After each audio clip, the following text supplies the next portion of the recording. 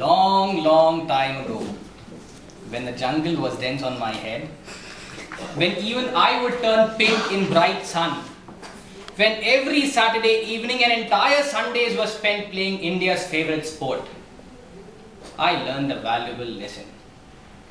Cricket bats were at a premium, and the best I could manage was a piece of wood with a black rubber on its handle.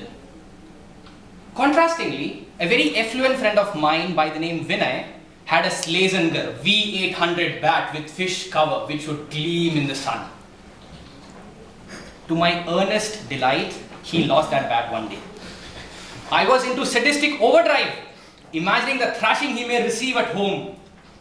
But to my utter agony, he returned to the field next day with a brand new bat.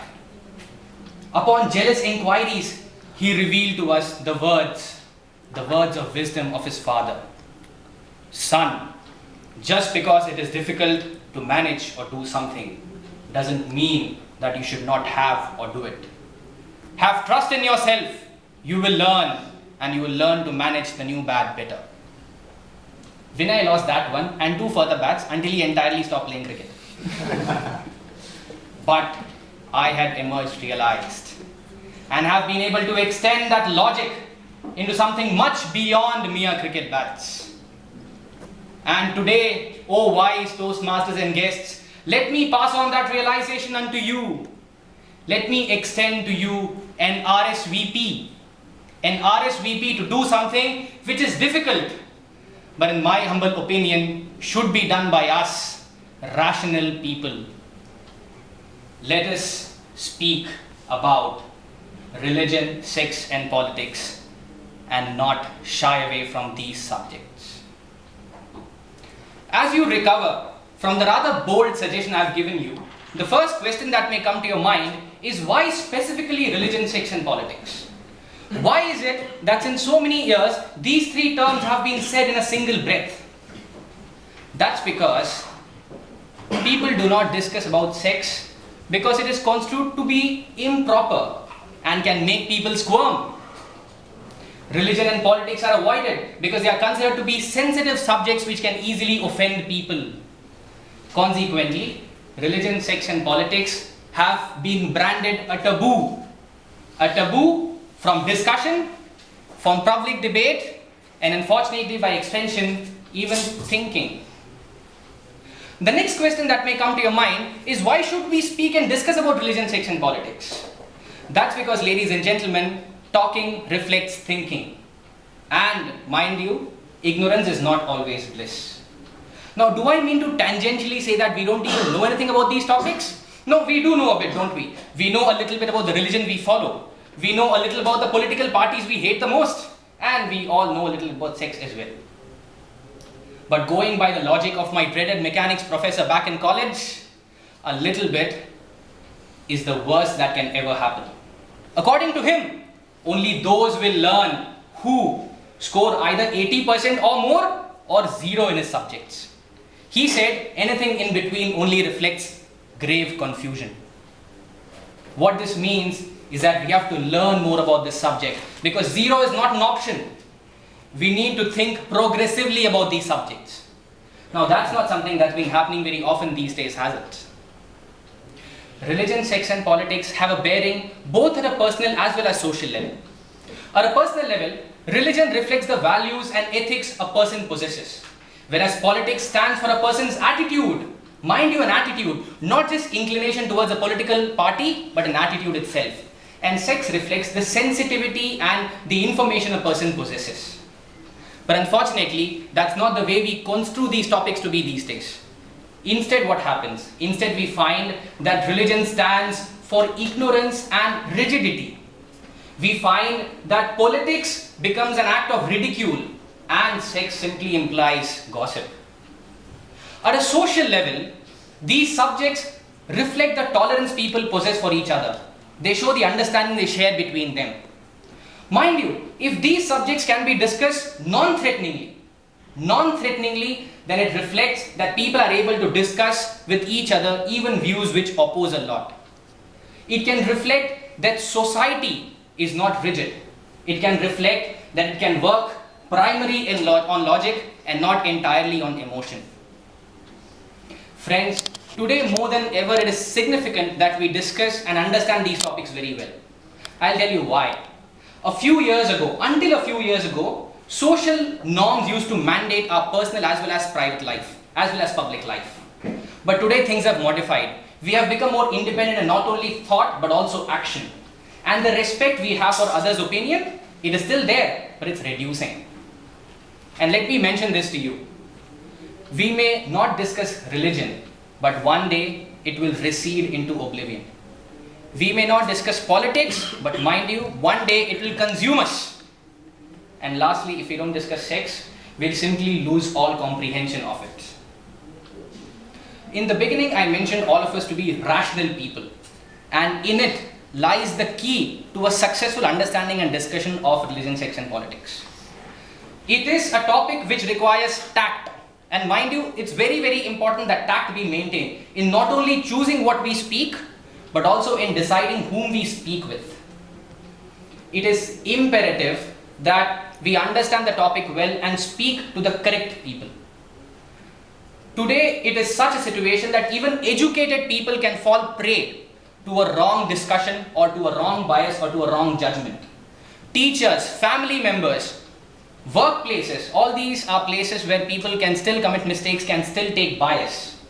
It is unfortunately very difficult for many people to believe that these topics can be discussed without tantamounting to taking a stand.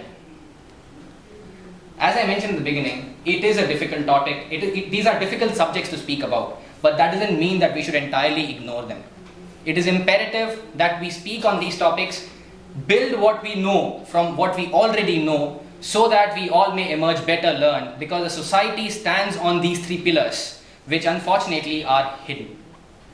At this point, I'd like to conclude my little speech and throw the forum open for discussions.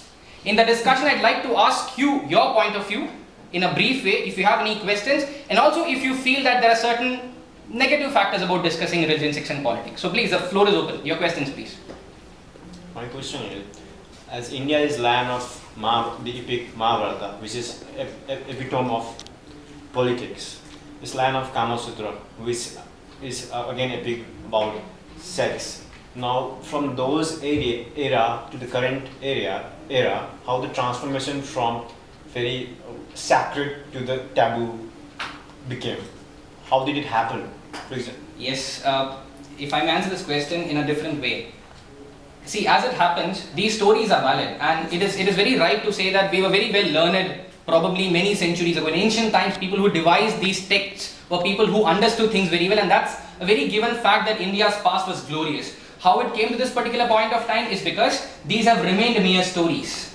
Okay. Aesop's fables were developed so that people could understand through these Aesop's fables the logic behind them. But they also tried to package them wonderfully. In packaging wonderfully, what happens is that sometimes only the package is visible and not the data within. So whereas, now I'm not probably sure of Kama Sutra as such, but if you look at Mahabharata as an epitome of politics, only the story is being looked at these days, and discussions are happening on the stories. But are you extracting those lessons and using in practice? Probably not. Only in movies, maybe, yes. Yes, please. Anything else? You did mention that whom we speak to regarding these topics is pretty important, or that will make a huge difference. So give us an example where you think that talking about it is inappropriate, and give us an example where talking about these things would be appropriate. Alright. Let's put it this way, that when you have a discussion with another person, it's not really necessary that you share the same views. You can have opposing views. When you talk to a person who is an aggressive person extremely, who stands by his or her own views necessarily, then you are talking to a wrong person. Because you're really looking for people who at least can, on the surface, look at talking on these subjects with certain element of rational. Now, if you talk to an entire stranger, you really need to tread very carefully. You would not really know whether a person is able to or unable to converse in these lines. If it's a friend, you would be able to easily discern whether a person is capable or not capable of talking these subjects. Now, mind you, certain people may not want to talk about it. I'll mention one thing, that the whole basis of the discussion has been that, what I mentioned earlier, that to talk reflects what you think. Now, certain people have what is called as a personal religion. Okay? Now, these things are one way of saying that I would not disclose my ideas, I would not like discuss these things because they are truly personal to me. But to a people of the current era, it's not really so. You really need to come out and speak at least to a certain extent. It's difficult. Probably talk to one person to start with. It could be a simple discussion to start with. It need not be a grave discussion, a lot of content to start with. Now, I may not have given specific answer to who because it's contextual. For instance, I would say never speak to your customer about this, never speak to your client about this, probably speak to your colleagues about this. In a way that your other relationships are not harmed. You talk to your cousins, probably it's fine. These sort of discussions are probably less harmful than talking to something which can affect elsewhere. So probably at a more business level, you would not want to do it, but at a personal level, you can probably do it. I have one question. In school level, in school student, can teacher discuss with students about these topics? Is it good? Well, if not discussing in detail, at least certain mention is necessary. Now, we all know that sex education has been made mandatory at a certain level, even in, I'm not sure primary classes, but probably secondary classes, which means that if not a detailed discussion, at least basic information is necessary. Now, when it comes to religion and politics, it really depends. I'm not sure if school can mandate a discussion on politics and religion, because many a times an organization may not want to be branded to be of one particular religion or of one particular political party and thereby lose favor in general. So maybe that's the limitation they have, but that doesn't mean that people can't do it at a personal level. I think at families as well, if it's something that's driven by your parents, by elders, it becomes easier for children also to talk about it. Of course, it's difficult. It's given that it's not simple. Preach is easier than done, of course. But yes, even children could be exposed to a certain extent. No doubt about it. Yes, please. The last one. As you said, little knowledge is very dangerous. Okay, so if you are giving your very little knowledge to the school-going children, don't you think it will impact him? Because you only told that it should be either 85% or it should be either 0. Not in very valid point. I would say that I'll have to correct my statement with this because, of course, entire information is difficult. What I meant to probably say is that we need to go in a positive direction than to just randomly collect knowledge. That's why I said even 0 is acceptable, because 0 means that you're totally uncorrupted. That means you really can learn a little bit. But if you stop at some place saying that this is enough, and which is precisely what's happening in the world, that we feel this is enough and we don't discuss further. That's probably what's meant by thought progressing. So you start up at a certain level and hope that people progress, that's probably fine. So yeah, the exact definition of 85% or 0% is not really valid in this case, but yeah, fairly taken. I thank you very much for the questions, and I'm very glad you had your own thoughts to share as well. This topic, I would mention once again, is not difficult to follow. It's something that will take effort, something that will take you to extract yourself from the depths and speak about it. That's important, right? What is necessary is that we be restored to R for religion, S for sex, and P for politics, and thus we have the RSVP. Thank you very much. Over to you, Master.